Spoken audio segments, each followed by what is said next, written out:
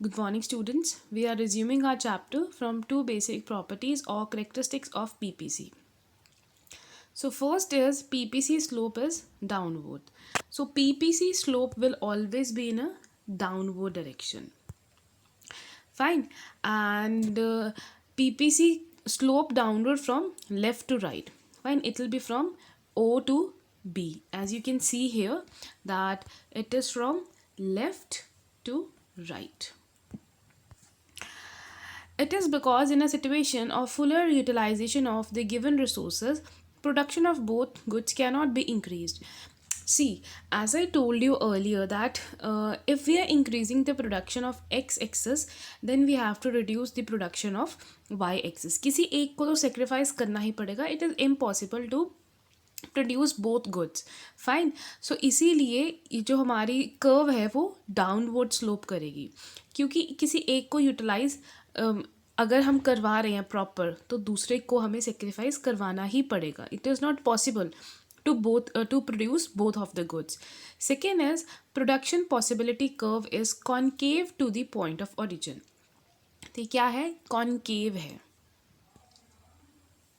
And ये concave क्यों है? क्योंकि एक रिसोर्स जो है हमारा वो हायर स्केल पे है एंड सेकंड सोर्स क्या है? सेक्रीफाइसिंग स्केल पे है.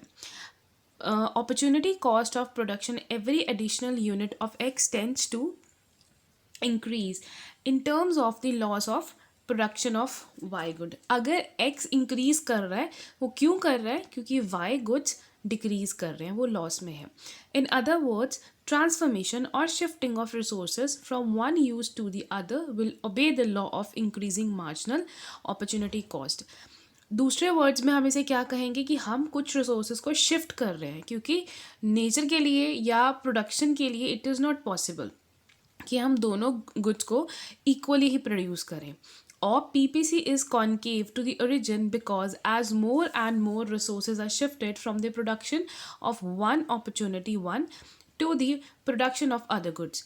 So हमारे पास क्या है? हर एक रिसोर्स के ऑल्टरनेटिव यूजेस हैं. इससे हम क्या कर रहे हैं? हमारी जो कॉनकेव जो पीपीसी कर्व कॉनकेव है, वो क्यों है? क्योंकि ज़्यादा से ज़्यादा रिसोर्स हम उनकी जो प्रोडक्शन है वो शिफ्ट कर रहे हैं. ठीक है. एंड शिफ्टिंग में जो एक गुड्स की प्रोडक्शन है वो ज़्यादा हो जाएगी एंड सेकेंड की कम हो जाएगी. इससे क्या होगा? हमारी मार्जिनल अपॉर्चुनिटी कॉस्ट जो होगी वो राइज करेगी. ठीक है. हम MOC के बारे में भी पढ़ने वाले हैं. Now we are going with PPC illustrate central problem. ठीक है. PPC सेंटर की क्या क्या प्रॉब्लम बताता है. यहाँ पर भी वही तीन चीज़ें हैं: what to produce, how to produce and for whom to produce. Again students, for what to produce we just have to taken in mind that कि हमें अगर किसी गुड्स की हम प्रोडक्शन बढ़ा रहे हैं तो दूसरे की हमें कम करनी पड़ेगी. सी, हम यहाँ इमेज में देखते हैं,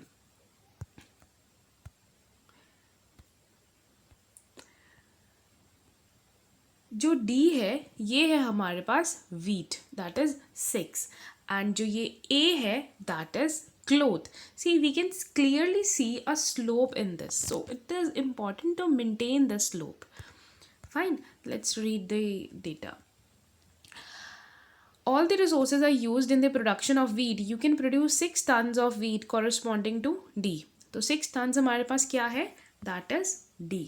C.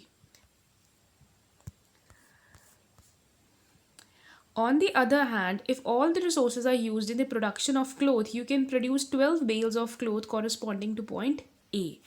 Stretch between A and D of production possibility curve shows different possible combination of wheat and cloth that can be produced with given resources. See, so here 12 is what? So here 12 is A. This is cloth. ठीक है. तो हमें यहाँ पता चल रहा है कि that there is a stretch, कम हो रहा है ना, A to D जा रहे हैं. A हमारे पास क्या है? That is 12. एंड हमारे पास D क्या है? That is 6. So there is a difference between 12 and 6. There is a stretch, कम हो रहा है. ठीक है. क्यों कम हो रहा है? Because of alternative uses. Any point of the production possibility curve corresponded to full utilization of resources. और यहाँ हमें पता चल रहा है कि जितने भी हमारे resources हैं उनकी पूरी utilization हुई है. Thus, point B shows the production of 12 tons of wheat and 10 bales of cloth, and the point C shows 4 tons of wheat and 6 bale of cloth. So यहाँ पर हम थोड़ा सा डिफरेंट देखने वाले हैं, कि यहाँ पे बताया जा रहा है कि जो पॉइंट बी है वो हमें क्या बता रहा है, 2 ton of wheat and 10 bale of cloth equal बता रहा है कि कितने कितने हमने यूज़ किए. सो पॉइंट बी पे क्या आया, दिस इज पॉइंट बी. ठीक है, तो 2 भी है हमारे पास, 2 क्या है व्हीट एंड 10 क्या है हमारे पास क्लोथ. ठीक है, तो यहाँ हमें प्रॉपर एक इलस्ट्रेशन हो गई कि 2 हमने व्हीट का कंजम्पशन की है व्हीट की, एंड 10 बेल्स की है, 2 टन्स की है हमने व्हीट की, एंड 10 बेल्स की है क्लोथ की, and so as at the C as well. C shows 4 tons of wheat and 6 bales of cloth. तो C हमें क्या बता रहा है, 4 tons of wheat and 6 bales of cloth. तो स्टूडेंट्स यहाँ पे हमने डिफरेंस क्या देखना है कि लाइक अगर यहाँ B पॉइंट पर हमारे पास अगर 10 बेल्स क्लोथ है तो हमारा wheat कितना है यहाँ पर 2. अगर वही C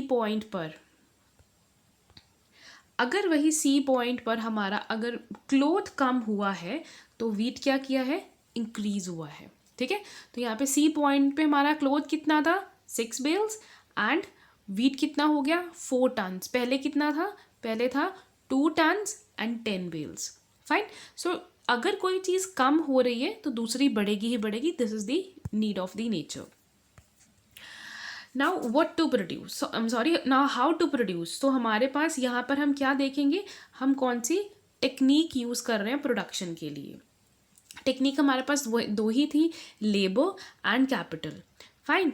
सो हमारे यहाँ फिगर हमें बता रही है economic the figure shows that how an economy chooses a technique that enable optimum use of variable factor of production. ठीक है, तो हमें यहाँ क्या पता चल रहा है कि हमने प्रोडक्शन किस तरह से की है.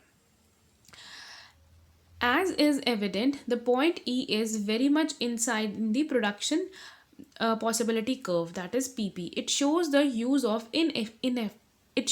use of inefficient technique. If efficient technique is used, there will be more production from one commodity without sacrificing the product of each other, as shown in point A and C. तो C, अब हमारे पास ई क्या है, वो curve के अंदर है. वो कर्व के अंदर क्यों है, क्योंकि हमारे जो प्रोडक्ट है वो इनएफिशिएंट प्रोड्यूस हुए हैं, अच्छे से प्रोड्यूस नहीं हुए हैं. अच्छे से कब प्रोड्यूस हुए हैं, क्यों, क्योंकि यहाँ पर कोई सेक्रीफाइजेशन नहीं हुई है, किसी भी गुड्स ने ज़्यादा सेक्रीफाइस नहीं किया है. फॉर होम टू प्रोड्यूस, अब किसके लिए बनाना है. ठीक है, यहाँ पर भी हमारे पास दो ही चीज़ें थी, one is for richer and second is for the poor. Richer में यहाँ पर फ़ायदा ये है कि वहाँ पर हमें इन्वेस्टमेंट ज़्यादा मिलेगी, हमारा प्रॉफिट ज़्यादा होगा. पुअर में क्या होगा, हमारी क्वालिटी थोड़ी इन्फीरियर होगी एंड हमारा जो प्रॉफिट होगा वो भी थोड़ा कम होगा. For whom to produce is the problem relating to the distribution of the income. तो अगर जब होम की बात आ जाती है वहाँ पर प्रॉब्लम आ जाती है इनकम, कि किसके लिए करना है.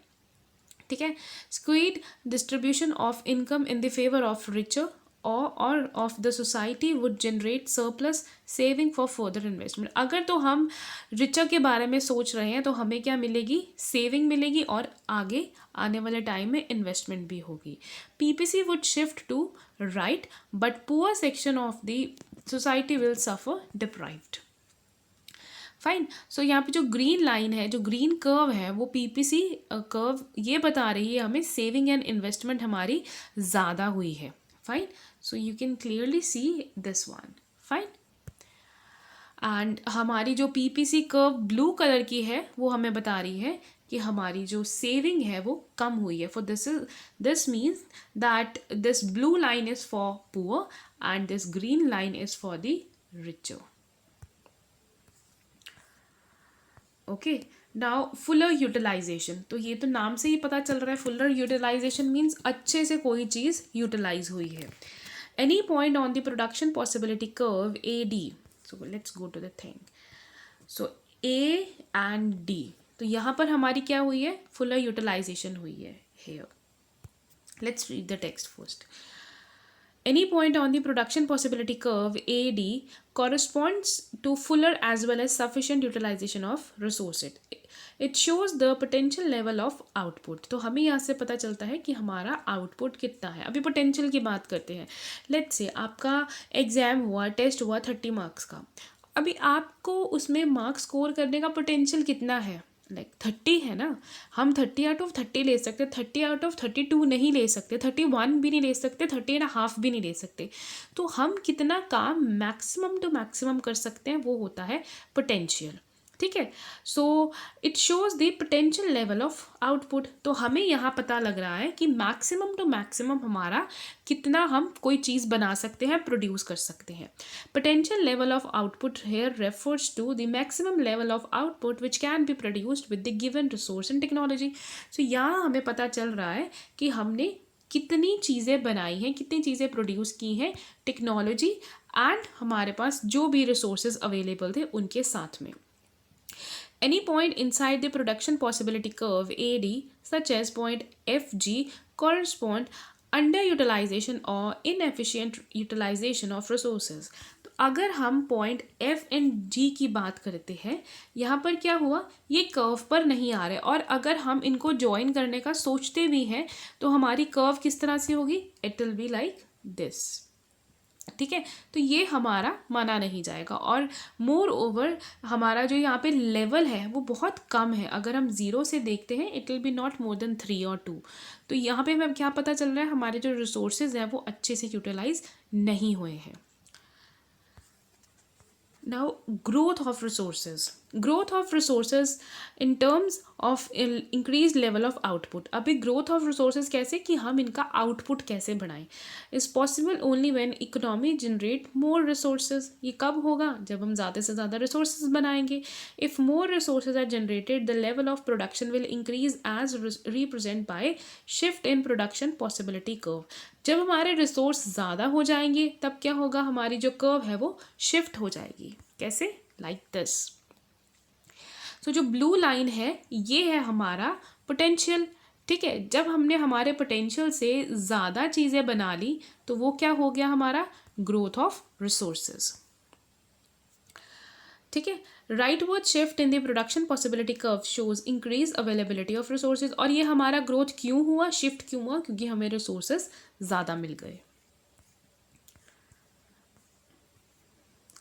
Clean India Mission and growth of resources. Clean India Mission impact the quality of resources.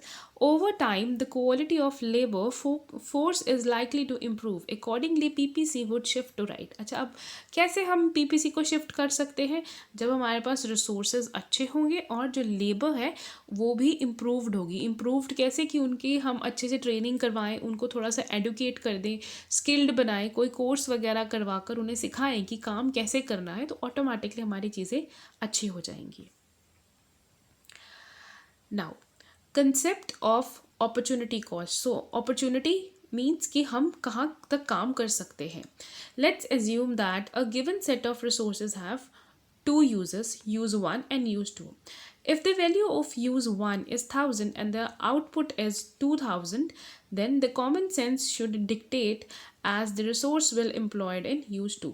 ठीक है. अब हमारे पास एक रिसोर्स है, हमने उसमें से प्रॉफिट अर्न किया 1000 का. सेकंड, वही उसी रिसोर्स में से हमने उसे दूसरे वे से यूज़ किया, वहाँ से हमने प्रॉफिट जनरेट किया 2000 का. तो आप कौन सा वाला प्रॉफिट देखेंगे, 2000 वाला ही. ठीक है. Given in this situation, opportunity cost में be define as the loss of input when resources are employed not in 1 but in 2. तो हम कहाँ रिसोर्सेज लगाएंगे अपने, कहाँ यूज़ करेंगे, 2 में, जहाँ ज़्यादा हमें प्रॉफिट मिल रहा है. पता चलेगा कि हमारी अपॉर्चुनिटी कॉस्ट कहाँ है, हमें कहाँ ज़्यादा से ज़्यादा प्रॉफिट मिल सकता है. Fine. Now we'll go on the dramatic illustration. Figure 12 shows production of possibility curve AB. Y-axis shows unit use 1 and x-axis shows use 2. So हमें y-axis पे क्या पता चल रहा है, use 1 and x-axis पे पता चल रहा है use 2. तो y पे हमें पता चल रहा है 1 and x पे पता चल रहा है 2. तो यहाँ पर हमारी y पे कितनी है 12,000 एंड x पे कितनी है हमारी 10,000. So automatically we will think about the higher one. Now this is important students. Second is marginal opportunity cost. हम इसे MOC भी कहते हैं. Total resources remaining constant when using given technology. When allocation of use 2 is increased, there is a loss of output and use 1 and gain is use 2. ठीक है. तो अगर हमारे पास एक ही रिसोर्स है, एक में हमें फ़ायदा हुआ, दूसरे में हमें नुकसान हुआ, या एक में हमें नुकसान हुआ, दूसरे में हमें फ़ायदा हुआ, तो हम यहाँ पर कैसे कैलकुलेट करेंगे MOC? The rate of which output use 1 is loss for every individual of output and use 2. ठीक है. जितना हमें नुकसान हुआ, लॉस क्या करेंगे हम? That will be the numerator. जो हमारा आउटपुट होगा वो क्या बन जाएगा? Denominator. I will show you. See this is what is this? This is loss. ठीक है. And what is this? This is output.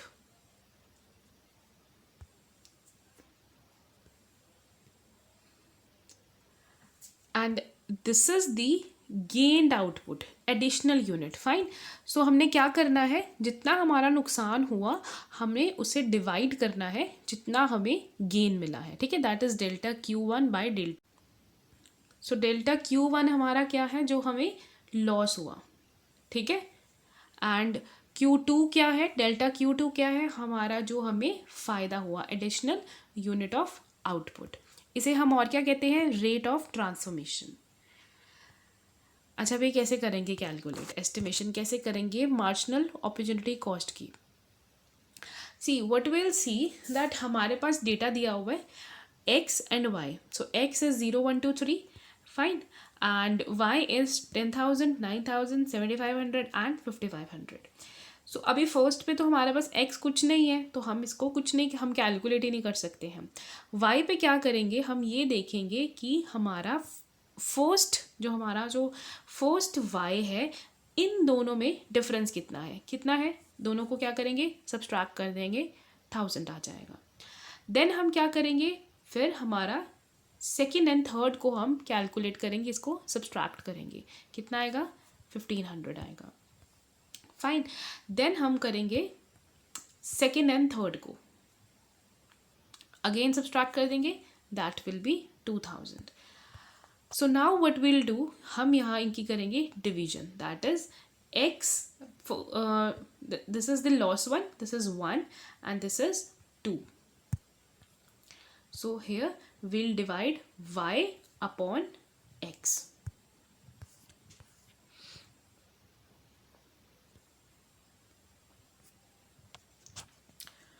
Marginal opportunity cost tend to rise. जो हमारी मार्जिनल अपॉर्चुनिटी कॉस्ट होती है वो हमेशा बढ़ती ही है. क्यों बढ़ती है? Because resources are continuously shifting from one opportunity to second. ठीक है. क्यों हमारी मार्जिनल अपॉर्चुनिटी कॉस्ट बढ़ रही है? क्योंकि हमारे जो रिसोर्सेज हैं उनके ऑल्टरनेटिव यूजेस हैं, या कभी कभी टेक्नोलॉजी चेंज हो जाती है, हम किसी और वे से प्रोडक्शन करने लग जाते हैं, तो उनकी जो अपॉर्चुनिटी होती है 1 से 2 पे शिफ्ट हो जाती है. There existing specialized uses distributed. जो उनका मेन जो यूज़ होता है वो डिस्ट्रीब्यूट हो जाता है, चेंज हो जाता है. When the specialized use of resource is increasingly distributed, the loss of output must be increasing. ठीक है. अगर बार बार कोई चीज़ की हम शिफ्टिंग कर रहे हैं, जो उनका यूज़ है वो चेंज कर रहे हैं, तो डेफिनेटली हमें क्या होगा? लॉस होगा. ठीक है. The loss of output must be increasing. तो हमारा जो लॉस होगा वो ज़्यादा होगा. चलिए देखते हैं कैसे पता चलेगा कि हमारी जो MOC है वो कैसे शिफ्ट होती है एंड हमें लॉस कैसे होता है. It assumes that initially resources are employed such as that output in use 1, that is OK, and output of use 2 is OL. तो अब O and K क्या है? हमारा है use 1. ठीक है. O and L क्या है? हमारा है use 2. सो यहाँ पर अभी हमारा सब नॉर्मल चल रहा है, यहाँ पे कोई प्रॉब्लम नहीं आई है. बट प्रॉब्लम क्या आई? जब हमारा यूज़ जो है वो शिफ्ट हो गया. कैसे? अब रिसोर्सेज हमारे शिफ्ट हुए हैं यूज़ 1 टू यूज़ 2। अभी यूज़ 1 हमारा क्या बन गया, that is K1 to K2, यहाँ हो गया ये डिक्रीज, ठीक है। एंड गेन का हुआ L1 टू L1। गेन कहाँ हुआ हमारा, यहाँ पर हमारा क्या हुआ, डिक्रीज हुआ, एंड यहाँ पर हमारा इंक्रीज हुआ। तो जो हमारी यहाँ पे curve I it is like this. तो यहाँ हमारा जो गेन है वो क्या है, दैट इज बी एंड सी का, ठीक है। अब जो हमारा फॉर्मूला यहाँ पे क्या है, जो हमारा लॉस होगा हम उसे ऊपर रखेंगे, दैट इज न्यूमरेटर। जो हमारा आउटपुट है, जो हमारा गेन है, उसे हम क्या बनाएंगे, नीचे रखेंगे, उसे हम डिनोमिनेटर बनाएंगे। So this is the formula. जो हम जिस तरह से हमारा आंसर होगा हम उसे डिवाइड कर देंगे। तो यहाँ पर हमारा लॉस क्या था, लॉस था हमारा K1 K and K1। So loss क्या है हमारा, K1 K2, एंड हमारा गेन क्या है, L and L1। So K1 and K2 क्या है हमारा loss, and L and L1 हमारा क्या है, गेन। तो डिवाइड हम किसे करेंगे, K1 बाय L L1, ठीक है। तो इससे हमें क्या मिल जाएगा, slope of production possibility curve. Differentiation between MOC and OC, that is marginal opportunity cost and opportunity cost. Marginal opportunity cost is the ratio between loss and gain when resources are shifted from use 1 to use 2. Opportunity cost is not the ratio, it refers to total loss of output when resources are shifted from use 1 and 2. So MOC में हम क्या देखते हैं, हम loss भी देखते हैं और गेन भी देखते हैं, और देखते हैं कि रिसोर्सेज हमारे कैसे शिफ्ट किए हैं 1 से 2 पे। दोनों चीज़ें आएंगी, रेशो होती है लॉस की एंड गेन की। बट अपॉर्चुनिटी कर्व में हम रेशो नहीं देखते, हम ये देखते हैं कि हमारा लॉस कितना है जब हमारे रिसोर्सेज ने यूज़ 1 टू यूज़ 2 पे शिफ्ट किया है। Marginal opportunity cost indicates the cost of 1 more unit of output when resources are shifted. Opportunity cost indicates the cost of all units produced when resources are shifted from 1 to 2. So marginal opportunity cost में हम एक एक unit का देखते हैं कि क्यों वो यूज़ 1 से यूज़ 2 पे गए हैं, एंड अपॉर्चुनिटी में हम ये देखते हैं, अपॉर्चुनिटी कॉस्ट में हम ये देखते हैं कि सारे रिसोर्सेज हमारे क्यों शिफ्ट किए यूज़ 1 से यूज़ 2 पर।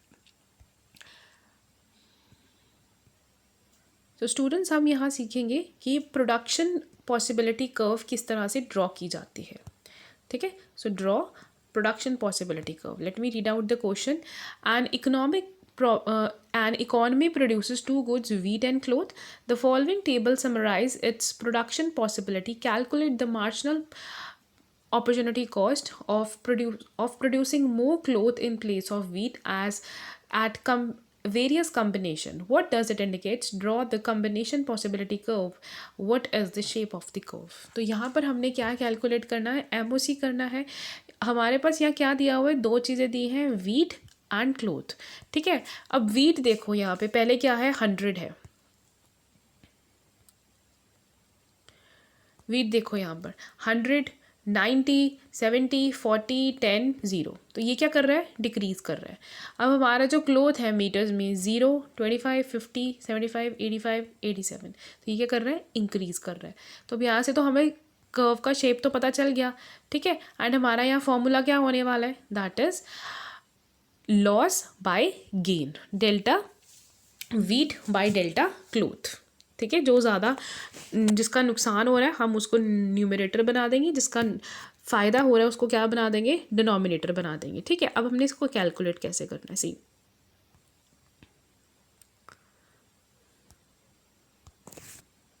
जो हमारी MOC है ना वो इन दोनों के बीच में होगी, ठीक है। सो अभी यहाँ पे 0 आ गया तो ये तो हमारा नील हो गया। अब हम क्या करेंगे, हम दोनों में डिफरेंस निकालेंगे। किन दोनों में, हमने ये देखना है कि जो हमारी वीट है, वीट में 100 एंड 90 में डिफरेंस किसका है, 10 का है। तो 10 को हम डिवाइड करेंगे 25 के साथ में, ठीक है। अब हम सेकंड देखना है हमारा डिफरेंस 90 एंड 70, कितना डिफरेंस है, 20। किसे डिवाइड करेंगे, 25 से। अब ये जो डिफरेंस देखना है, दोनों का देखना है, इन दोनों का भी, वीट का भी देखना है हमें, और हमें क्लोथ का भी डिफरेंस देखना है, ठीक है। अब यहाँ पे 25 कैसे आया, क्योंकि यहाँ पर दोनों का डिफरेंस 25 है। फाइन। नाउ अब यहाँ के लिए हम क्या करेंगे, हम इन दोनों का डिफरेंस देखेंगे, देन इस किसका डिफरेंस देखेंगे, इन दोनों का, डिवाइड कर देंगे। फाइन। नेक्स्ट हमारे पास क्या आ रहा है, 40 एंड 10, क्या डिफरेंस है, 30, दोनों में डिफरेंस कितना है, 30, ठीक है। 75 एंड 85 में क्या डिफरेंस है, 10, डिवाइड कर दीजिए। देन 10 एंड 0 में डिफरेंस कितना है, 10, 85 एंड 75 में कितना डिफरेंस है, 2, ठीक है। तो अब ये जो सब हमारा क्या आया है, हमने क्या कैलकुलेट किया है, MOC, ठीक है स्टूडेंट्स, हमने इसी तरह से ही करना है, इट इज़ वेरी इजी। हमने डिवीजन करने, यहाँ पे सबसे इंपॉर्टेंट चीज़ क्या है, हमने ये देखना है दैट कौन सा डिक्रीजिंग है एंड कौन सा इंक्रीजिंग है, ठीक है।